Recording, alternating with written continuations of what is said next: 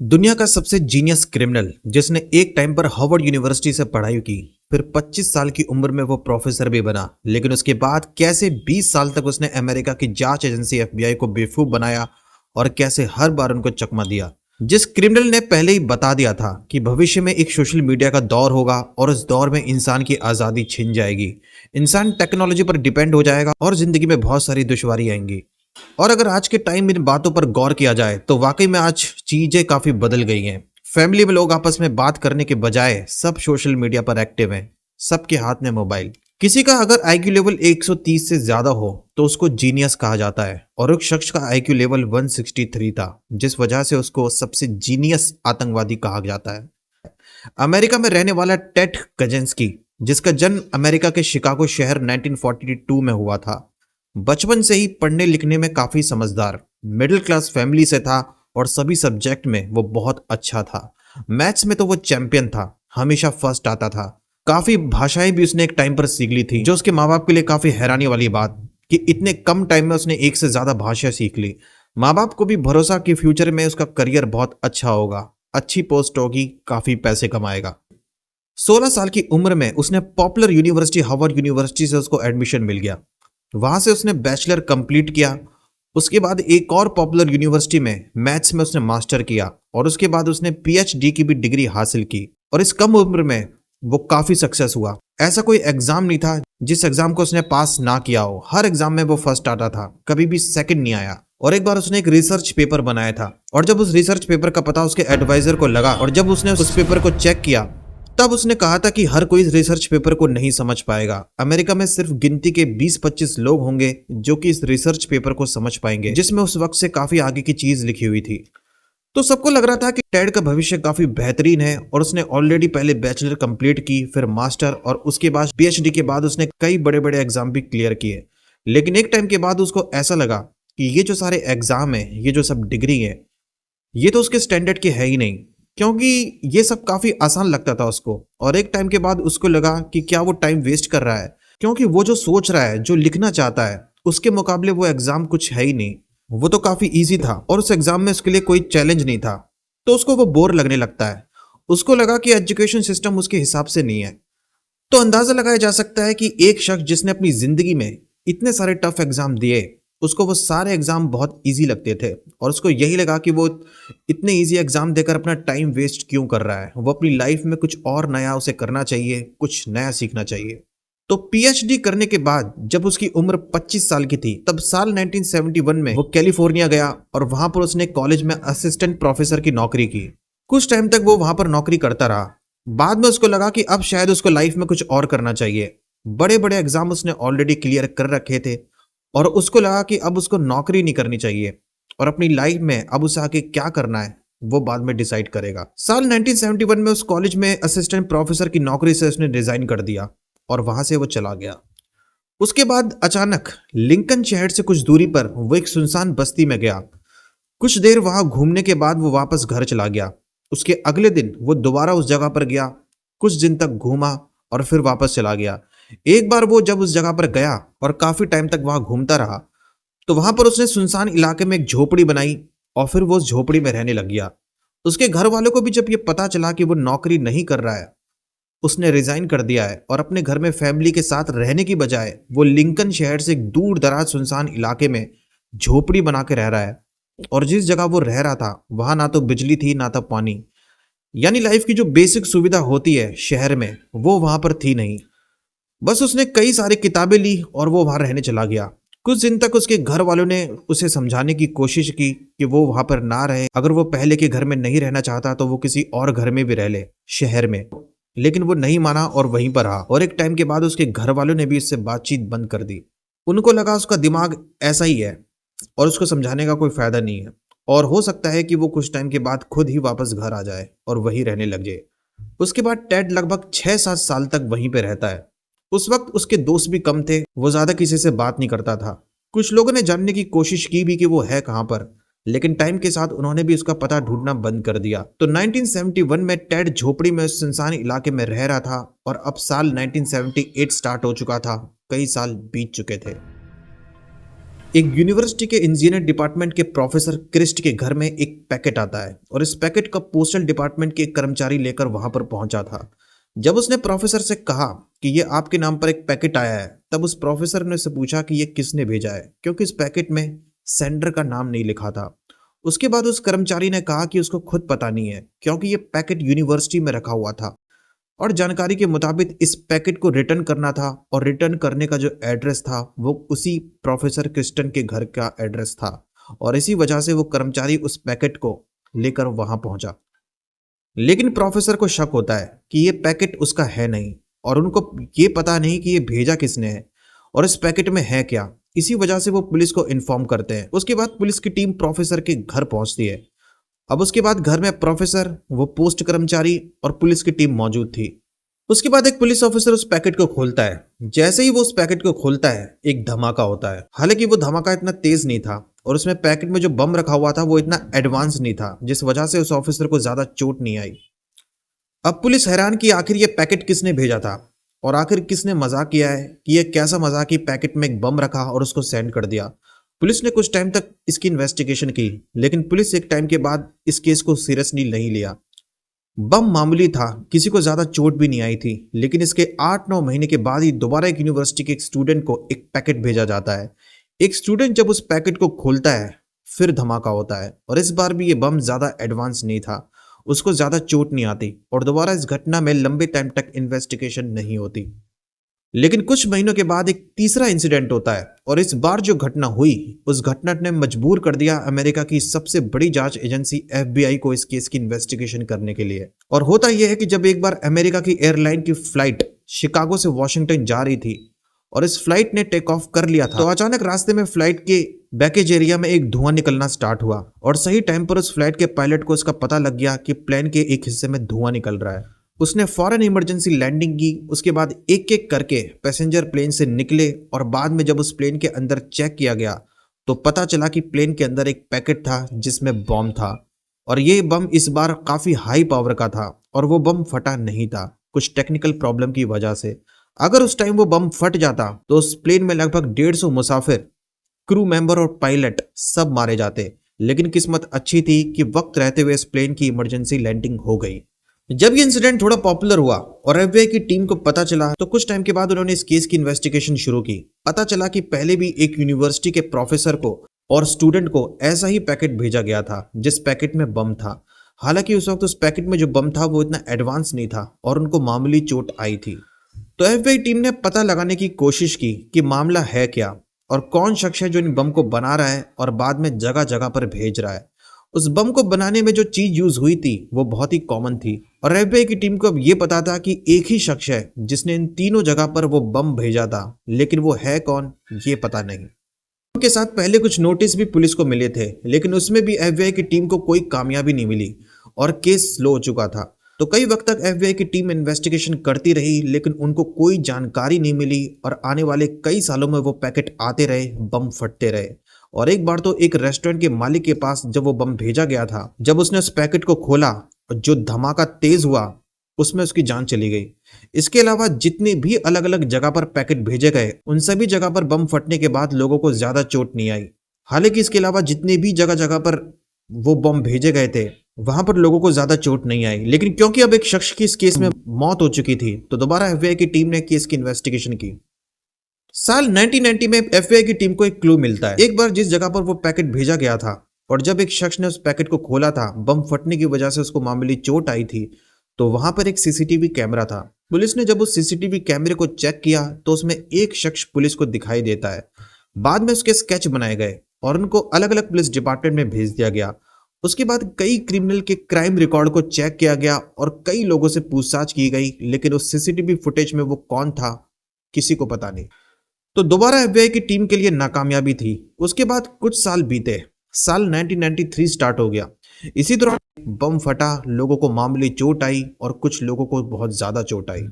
साल 1985 में एक वकील को एक पैकेट भेजा गया था। उस पैकेट को जब उसने खोला तो एक तेज धमाका हुआ और उसकी जान चली गई। और उसमें जो एक नोट था उसमें लिखा हुआ था कि वो वकील एक खास तेल कंपनी के लिए काम करता था और इसी वजह से उसको ये सजा दी जा रही है। किसी को समझ नहीं आया कि आखिर मामला था क्या उसके बाद ऐसे ही अमेरिका में एक लकड़ी के बहुत बड़े बिजनेसमैन थे, उनके पास भी पैकेट भेजा गया। उन्होंने पैकेट को खोला, बम फट गया और धमाके में उनकी भी जान चली गई। लगभग 17 साल हो चुके थे और इंसिडेंट में 3 लोगों की मौत भी हो गई। कई लोग घायल हो चुके थे। एफबीआई की टीम इन्वेस्टिगेशन करती रही, लेकिन केस सॉल्व हुआ नहीं। तमाम कोशिश के बावजूद भी एफबीआई को कोई सुराग नहीं मिल रहा था। उसके बाद एफबीआई ने इस केस को दोबारा नए तरीके से इन्वेस्टिगेशन करने का प्लान किया। सबसे पहले जो पैकेट भेजा गया वो सबसे पहले यूनिवर्सिटी के प्रोफेसर को भेजा गया और उसके बाद एयरपोर्ट में। तो एफबीआई की टीम को लगा कि ये जो भी क्रिमिनल है, आतंकवादी है, जिसने उस बम को बनाया था और बाद में भेजा था, सबसे पहले उस यूनिवर्सिटी में भेजा गया था, तो बाद में उस एयरपोर्ट पर। और जब एयरलाइन कंपनी के मालिक को वो पैकेट भेजा गया और बम फटा था तो उसको भी काफी चोट आई। तो उसकी या तो कोई यूनिवर्सिटी में किसी से दुश्मनी है, वहां पर उसकी पहले की कोई कहानी है, या फिर वो किसी एयरलाइन का इंजीनियर है, मैकेनिक है और एयरलाइन के खिलाफ उसकी कोई पुरानी साजिश या दुश्मनी है। उसके बाद एफबीआई की टीम ने यूनिवर्सिटी जाकर वहां कई लोगों से पूछताछ की कि ऐसा कौन सा शख्स है जो इस यूनिवर्सिटी से गुस्सा हो, उसे नफरत हो। उन्होंने कई स्टूडेंट के पहले रिकॉर्ड भी चेक किए, लेकिन उनको कोई जानकारी नहीं मिली। सभी बड़ी बड़ी यूनिवर्सिटी में जाकर एफबीआई की टीम ने जाकर पूछताछ की, लेकिन कुछ पता नहीं चला। उसके बाद उन्होंने कई एयरलाइन कंपनी में जाकर भी पूछताछ की। प्लेन के जो मैकेनिक थे उनके भी रिकॉर्ड को चेक किया गया, लेकिन वहां भी इस केस में कुछ हुआ नहीं। हर बार एफबीआई की टीम इस केस में हार रही थी। तब उन्होंने इस केस में $10 लाख का इनाम रखा। अब उनको यही लगा कि शायद पब्लिक की हेल्प से उस आतंकी के ठिकाने का पता लगाया जा सके, जो लगभग 17 साल से एफबीआई को बेवकूफ बना रहा था। तो $10 लाख उस टाइम एक बहुत बड़ी रकम थी और एफबीआई की टीम को उम्मीद थी कि शायद अब कोई जानकारी मिले, लेकिन हुआ कुछ नहीं। टाइम बीतता चला गया। इसी दौरान कई लोग एफबीआई डिपार्टमेंट में पहुंचे। उन्होंने खबर दी कि उनको पता है कि वो पैकेट किसने भेजा, लेकिन बाद में पता चला कि उन्होंने सही जानकारी नहीं दी थी और उनको उसके ठिकाने का नहीं पता। उसके बाद 1995 में एक घटना होती है। न्यूयॉर्क टाइम्स और बाकी के कुछ न्यूज़पेपर डिपार्टमेंट में एक लेटर भेजा जाता है और उस लेटर के साथ एक मैनिफेस्टो, घोषणा पत्र भी था। उस लेटर को जब पढ़ा गया तो उसमें लिखा गया था कि उस घोषणा पत्र को वो अपने न्यूज़पेपर में छाप दे, और अगर उसको नहीं छापा गया तो पार्सल बम के जो धमाके हो रहे हैं वो जारी रहेंगे, और अगर उसको न्यूज़पेपर में डिपार्टमेंट की तरफ से छापा गया तो फिर वो धमाके रुक जाएंगे। अब उस डिपार्टमेंट के कर्मचारी भी हैरान कि कोई लेटर में उनको धमकी दे रहा है। उनको भी स्टार्टिंग में समझ नहीं आया कि वो क्यों चाहता है कि वो मैनिफेस्टो अखबार में छपे। उस घोषणा पत्र को जब पढ़ा गया तो उसमें लिखा गया था कि जब से दुनिया में इंडस्ट्रियल रेवोल्यूशन हुआ है और टेक्नोलॉजी विकसित हुई है, तब से इंसान टेक्नोलॉजी पर डिपेंड होकर रह गया है और इंसान ने अपनी आज़ादी खो दी है, और इसी वजह से खोई हुई आज़ादी को जगाने के लिए धमाके ज़रूरी है ताकि इंसान टेक्नोलॉजी का गुलाम ना बने। अब न्यूज़पेपर के जरिए इसकी जानकारी एफबीआई को दी गई। एफबीआई को जब ये पता चला कि इस मैनिफेस्टो में जो लिखा हुआ है उसको छापना है और उसी के बाद ये धमाके रुकेंगे, तो पहले कोशिश की गई पता लगाने की कि वो लेटर कहाँ से भेजा गया था, लेकिन पता नहीं चला। अब कई और सीनियर लोगों को ये खबर दी गई, उनको बताया गया, कई बार मीटिंग हुई। अब क्योंकि इस मैनिफेस्टो में कोई ऐसी बात नहीं लिखी थी जिससे किसी को कोई नुकसान हो, बल्कि इसमें कई बातें ऐसी थी जो काफी अच्छी थी और लोगों की भलाई के लिए इसमें कहा गया था। और एफबीआई को भी लगा कि हो सकता है कि इस मैनिफेस्टो को अखबार में छापने के बाद कोई हमले ना हो और कोई उसमें लिखी हुई हैंडराइटिंग को पहचान ले और पुलिस डिपार्टमेंट को खबर करे। इसलिए फैसला ये किया जाता है कि मैनिफेस्टो को छाप दिया जाएगा। और फिर एफबीआई की टीम ने न्यूज़पेपर डिपार्टमेंट को ऑर्डर दिया कि वो उस मैनिफेस्टो को न्यूज़पेपर में छाप दे। उसके बाद न्यूयॉर्क टाइम और कई न्यूज़पेपर में इस मैनिफेस्टो को छापा गया और ये खबर दी गई कि ये वही मैनिफेस्टो है जो उस शख्स ने लिखा है जिसने एक के बाद एक पार्सल बम भेजे थे, जिसमें कई लोग जख्मी हुए थे और 3 लोग मारे भी गए थे। अब लोग भी इस मैनिफेस्टो को पढ़ने के बाद हैरान। हालांकि इस मैनिफेस्टो में जो लिखा हुआ उससे कई लोग सही मानते थे कि इसमें जो भी लिखा हुआ है वो बिल्कुल सही है और ऐसा ही हुआ है। अब एफबीआई को भी उम्मीद थी कि शायद कोई एफबीआई दफ्तर पहुंचे और उनको बताए कि उस मैनिफेस्टो की जो हैंडराइटिंग थी, लिखने का जो तरीका था, जो लैंग्वेज थी, उसकी जानकारी उनको मिल जाए। लेकिन टाइम बीत गया, लेकिन अभी भी इस केस में कुछ हुआ नहीं। अब लगभग 6 महीने बीत चुके थे और एफबीआई को भी ये लगने लगा था कि शायद वो उनके ठिकाने तक कभी पहुंच नहीं पाएंगे, क्योंकि इस केस को बहुत टाइम हो चुका था और पुलिस को इस केस में कोई क्लू नहीं मिल रहा था जिससे उस शख्स के ठिकाने का पता चले। और भले ही बाद में पार्सल बम के धमाके ना हो, लेकिन कम से कम उस क्रिमिनल को सजा मिले जो पहले जितनी बार उसने धमाके करवाए हैं और इतने लोग घायल हुए हैं। लेकिन एक टाइम के बाद डेविड नाम का शख्स एफबीआई के दफ्तर जाता है और वहां जाकर ऑफिसर से कहता है कि मैनिफेस्टो में जो लैंग्वेज है, जो भाषा है, जो लिखने का तरीका है, वो उसको जानता है और पहले भी उसने कई बार वो हैंडराइटिंग देखी है और उसको पता है कि वो मैनिफेस्टो किसने बनाया है। अब उसके बाद एफबीआई के ऑफिसर भी हैरान। फिर वो उससे पूछते हैं कि वो उनको 6 महीने बाद क्यों बता रहा है। अगर उसने पहले ही वो न्यूज़पेपर पढ़ लिया था तो उसको उसी टाइम बोलना चाहिए था। फिर वो बोलता है कि उसने जब उस मैनिफेस्टो को पढ़ा था तो पढ़ने के बाद ही उसे अंदाजा हो गया कि ये किसने लिखा है, लेकिन सबसे पहले वो खुद कंफर्म करना चाहता था। इसी वजह से उसने एक डिटेक्टिव को हायर किया और कुछ दिन तक जब इन्वेस्टिगेशन की गई उसके बाद डेविड को लगा कि हाँ ये वही है। फिर उसने एफबीआई के डिपार्टमेंट जाकर ऑफिसर को बताया कि वो शख्स कौन है जिसने उस मैनिफेस्टो को लिखा था और बाद में धमकी दी थी अगर इस मैनिफेस्टो को न्यूज़पेपर में नहीं छापा गया तो पार्सल बम के धमाके होते रहेंगे, लोग घायल होते रहेंगे और शायद कुछ लोग मर भी जाएं। हालांकि पहले भी कई लोग एफबीआई डिपार्टमेंट में जाकर दावा कर चुके थे कि उनको उसके ठिकाने का पता है, लेकिन हर बार एफबीआई की टीम इस केस को सीरियसली ले रही थी और वो हर एक कोशिश कर रही थी उनको ढूंढने की। उसके बाद ऑफिसर ने उससे पूछा कि बताओ वो कौन है। उसके बाद डेविड ने बताया कि वो मेरा भाई है जिसका नाम है टेड। वही टेड जो मैथ में काफी जीनियस था, हार्वर्ड यूनिवर्सिटी में पढ़ा हुआ, जिसने दुनिया के तमाम एग्जाम को पास किया और उसको वो सभी एग्जाम काफी ईजी लगते थे। उसको लगा कि ये तो उसके स्टैंडर्ड के एग्जाम है ही नहीं, वो तो हमेशा उन एग्जाम को आसानी से क्लियर कर देता है। उसकी बात सुनने के बाद एफबीआई की टीम ने कहा ठीक है, लेकिन सिर्फ उसके कहने भर से टेड को अरेस्ट नहीं करेंगे वो, बल्कि खुद से भी इस केस में वो उसके खिलाफ सबूत ढूंढेंगे और उसके बाद उसको अरेस्ट किया जाएगा। डेविड ने उनसे कहा कि वो शहर के बाहर एक सुनसान इलाके में कई साल से झोपड़ी में रह रहा है।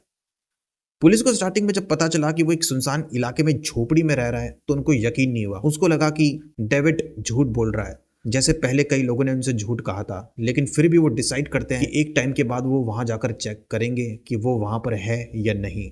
और एफबीआई की टीम को पता था कि इतने टाइम से वहां पर रह रहा है तो वो वहां से जाकर अचानक किसी और जगह पर नहीं जाएगा और एफबीआई की टीम के पास टाइम था। उसके बाद एफबीआई की टीम इस केस में पुख्ता सबूत जुटाने की कोशिश करती रही, लेकिन इसी दौरान जब ये खबर काफी पॉपुलर हो गई कि पार्सल बम भेजने वाले का पता चल गया है और उसका भाई खुद एफबीआई के डिपार्टमेंट गया था। अब फिर एफबीआई की टीम को ये डर था कि ये न्यूज इतनी पॉपुलर हो गई है और अगर टेड ने इस न्यूज को देख लिया तो हो सकता है वो वहां से भागने की कोशिश करे, क्योंकि उसको भी डर होगा कि पुलिस की टीम, एफबीआई की टीम कभी भी उसके ठिकाने तक पहुंच सकती है। तो ये जरूरी था कि उस तक जल्द से जल्द पहुंचा जाए। इस न्यूज के चलने के कुछ ही घंटे बाद एफबीआई की टीम सुनसान इलाके में पहुंचकर उस झोपड़ी में जाती है जहां पर टेड कई वक्त से रह रहा था। वहां पहुंचने के बाद उन्होंने देखा कि वो आराम से झोपड़ी में बैठा हुआ है। उसको अरेस्ट किया जाता है और बाद में उस जगह को चेक किया गया तो वहां पर कई नोट्स, बुक्स और बम बनाने के सामान मिले, जिससे ये बात तो साबित हो गई कि बम बनाने वाला और भेजने वाला टेड ही था। और उसके भाई ने जो जानकारी दी थी एफबीआई डिपार्टमेंट में जाकर कि मैनिफेस्टो उसने ही लिखा है और उसने ही धमकी दी थी कि उसको न्यूज़पेपर में छाप दिया जाए, उसने बिल्कुल सही कहा था। फिर जब ये केस कोर्ट पहुंचा तो जज ने उससे पूछा कि इतना काबिल स्टूडेंट, इतना जीनियस स्टूडेंट जो एक टाइम पर एक प्रोफेसर भी रहा है, तो आखिर उसने इतने लोगों को वो पार्सल बम क्यों भेजा, उनको जख्मी क्यों किया? क्या वो कुछ लोगों को मारना चाहता था जिससे पहले उसकी कोई दुश्मनी हो? फिर उसने बताया कि दरअसल उसको एजुकेशन सिस्टम सही नहीं लगता था। उसने कहा कि पढ़ाई के दौरान उसको जबरन साइकोलॉजी की क्लास अटेंड करनी पड़ती थी, जो उस टाइम वो अटेंड नहीं करना चाहता था, क्योंकि वो क्लास काफी अजीब होती थी। वहां उसको कभी थप्पड़ मारा जाता था, उसको गाली दी जाती थी, जो उसको बिल्कुल अच्छा नहीं लगता था। और बाद में उसके चेहरे का जो रिएक्शन होता था उसको कैमरे में रिकॉर्ड किया जाता था और बाद में उसे दिखाया जाता था क्लासेस में कि पहले उसका रिएक्शन क्या था और थप्पड़ मारने के बाद, गाली देने के बाद उसका रिएक्शन ऐसा था। तो इस साइकोलॉजी सब्जेक्ट में ये बात उसे सही नहीं लगी और उसको लगा कि उसका अपमान हो रहा है और वो लोग सही नहीं है और उसकी बात को नहीं सुन रहे हैं और जानबूझकर उसके साथ ऐसा करते हैं। उस टाइम तो उसने उन लोगों को कुछ नहीं बोला, लेकिन वो उनके खिलाफ था और उनको अपना दुश्मन मानता था और उसको यूनिवर्सिटी का एजुकेशन सिस्टम बिल्कुल सही नहीं लगता था। उसको लगा कि टाइम के साथ जो एजुकेशन में बदला है वो पढ़ाई में सही नहीं है और इसको दोबारा बदलना चाहिए। उसके बाद वो बाद में चला गया एक सुनसान इलाके में और झोपड़ी में रहने लग गया। शुरुआत में कुछ दिन तक जब वो वहां पर रह रहा था तो उसको कई प्रॉब्लम हुई, क्योंकि उसको वहां रहने की आदत नहीं थी। वहां पर बेसिक सुविधा थी नहीं जो शहर में ऑलरेडी मौजूद थी, लेकिन फिर भी वो वहीं पर रहा। फिर टाइम बीतने के साथ साथ उसको वहां रहने की आदत हो गई। बिना बेसिक सुविधा के उसने वहां रहना सीख लिया था और बाद में उसने डिसाइड किया कि वो उनको सबक सिखाएगा जो ज्यादातर सिस्टम के लोग हैं या यूनिवर्सिटी के प्रोफेसर और स्टूडेंट हैं। इसलिए सबसे पहले उसने यूनिवर्सिटी के एक प्रोफेसर को पार्सल बम भेजा और उसके बाद कई स्टूडेंट को पार्सल बम भेजा। हालांकि बाद में कोर्ट में उसने अपना जुर्म कबूल कर लिया कि उसने ही वो सारे पार्सल बम बनाकर भेजे थे और उन बम को कैसे बनाना है वो भी उसने वहीं रहकर सीखा था और उसे बम बनाने में काफ़ी टाइम लगता था। बम बनाने के बाद वो उनको अलग अलग जगह पर भेज देता। 3 की मौत भी हो गई थी और कई लोग घायल भी हो गए थे और एक बार तो फ्लाइट में भी बम था। हालांकि वो सभी लोग बच गए क्योंकि पायलट जल्दी अलर्ट हो गया और उसने इमरजेंसी लैंडिंग कर दी। तो कई वक्त तक उसका केस कोर्ट में चलता रहा, वो कोर्ट में जाता रहा और इसी दौरान एफबीआई को भी इसके खिलाफ कई सबूत मिल गए जो उसकी सजा के लिए काफ़ी थे। अब टेड को भी लगने लगा कि शायद वो जेल जाने से अब नहीं बच सकता, जिंदगी भर जेल में ही रहना पड़ेगा और होता भी ऐसा ही है। एक टाइम पर उसको ऐसा भी लग रहा था कि उसको मौत की सजा मिलेगी क्योंकि इस केस में बहुत से लोग जो घायल हुए थे वो बहुत ज्यादा थे और 3 लोग मरे भी थे। तो कई लोग चाहते थे कि उसको मौत की सजा हो। उसको अरेस्ट करने के बाद एफबीआई की टीम उस झोपड़ी तक भी गई थी जहां पर वो कई वक्त से रह रहा था। वहां जाने के बाद एफबीआई की टीम को ऑलरेडी बम बनाने के कई सामान मिले हुए थे, कई बुक्स भी वहां पड़ी हुई थी और कई सारे न्यूज़पेपर भी वहां मौजूद थे। एफबीआई की टीम और बाकी सब लोग हैरान थे कि कोई शख्स बिना बेसिक सुविधा के इतने टाइम से वहां पर रह रहा हो, क्योंकि वहां पर रहना इतने टाइम से वो काफी चैलेंजिंग होता है और काफी मुश्किल होता है वहां रहना। लेकिन वो रहा था, जिससे सभी के सभी हैरान रह गए थे कि एक शख्स सुनसान इलाके में बम बनाने की तैयारी कर रहा है, बम को अलग अलग जगह पर भिजवा रहा है और किसी को उसकी भनक तक नहीं लगी थी। अगर पहले उसके ठिकाने का पुलिस को पता चल जाता तो शायद जो इतने बम धमाके हुए, इतने लोग जख्मी हुए, ऐसी घटना शायद बार बार नहीं होती। तो एफबीआई की टीम को उस केस में ऑलरेडी काफी सबूत मिल गए थे, तो उन सबूतों को कोर्ट ने पेश किया गया। उसके बाद मई के महीने में साल 1998 में कोर्ट ने उसको उम्र कैद की सजा सुनाई, यानी जब तक वो जिंदा है वो जेल में ही रहने वाला है। और कोर्ट ने ये भी ऑर्डर दिया वो स्टार्टिंग के 20-25 साल लगातार जेल में ही रहने वाला है, उसको पैरोल नहीं दी जाएगी। पैरोल नहीं दी जाएगी इसका मतलब ये कि वो कुछ टाइम तक जेल से बाहर नहीं आ सकता। पैरोल का हकदार वो तभी हुआ होगा कि वो जेल में लगातार 20 साल रह लिया हो। हालांकि बहुत से लोग जब उनको पता चला कि टेड को उम्र कैद की सजा सुनाई गई है तो बहुत लोग गुस्से में भी थे, क्योंकि वो यही मान के चल रहे थे कि टेड एक बहुत बड़ा आतंकवादी है और इसको इस केस में मौत की सजा ही होनी चाहिए। अब क्योंकि टेड एक बहुत जीनियस क्रिमिनल था और जेल अधिकारी को भी ये डर था कि टेड जो है वो जेल से भागने की कोशिश कर सकता है, इसलिए टेड को एक काफी हाई सिक्योरिटी जेल में भेजा गया जहां से भागने के चांस बहुत कम होते थे और बहुत ही कम ऐसा बार हुआ होगा कि उस जेल से कोई कैदी भाग पाया हो। और जिस सेल में वो रहता था वहां सीसीटीवी कैमरा था जो 24 घंटे चालू रहता था और एक गार्ड हमेशा हर घंटे बाद उसकी सेल को चेक करता था कहीं वो कोई ऐसी प्लानिंग तो नहीं कर रहा जिससे वो जेल से भाग सके, क्योंकि उनको भी पता था कि अगर वो जेल से भागने में कामयाब हो गया तो शायद दोबारा उसको ढूंढने में एफबीआई की टीम को कितना टाइम लगे ये किसी को पता नहीं। लेकिन खैर कई सालों तक टेड जेल में रहा और उसने वहां से भागने की कोशिश नहीं की। जेल में उसका बर्ताव काफी अच्छा होता था, उसने कभी भी लड़ाई करने की भी कोशिश नहीं की गई, क्योंकि उसे भी समझ में आ गया कि उसको जेल में ही रहना है और उसने जो किया है वो अपनी सजा को भुगतने के लिए तैयार था। हो सकता है कि वो अपने भविष्य को और बेहतर कर सकता था, लेकिन उसकी एक गलती की वजह से वो जेल पहुंच गया। तो ये थी कहानी उस जीनियस शख्स की जिसने हार्वर्ड यूनिवर्सिटी से पढ़ाई की, जिसका आईक्यू लेवल आम इंसान से बहुत ज्यादा था, जिसने दुनिया के तमाम मुश्किल टेस्ट को पास किया। एक टाइम पर वो प्रोफेसर भी रह चुका था, लेकिन उसकी एक गलती की वजह से उसने अपना भविष्य खराब कर लिया और फिर वो हमेशा के लिए जेल पहुंच गया। जेल जाने के बाद भी उसने कई बुक्स पढ़ी थी। तो इस स्टोरी में इतना ही। आपको ये स्टोरी कैसी लगी कमेंट में बताना, वीडियो को लाइक, चैनल को सब्सक्राइब करना। मिलता हूं मैं आपसे नेक्स्ट वीडियो में। Thank you very much.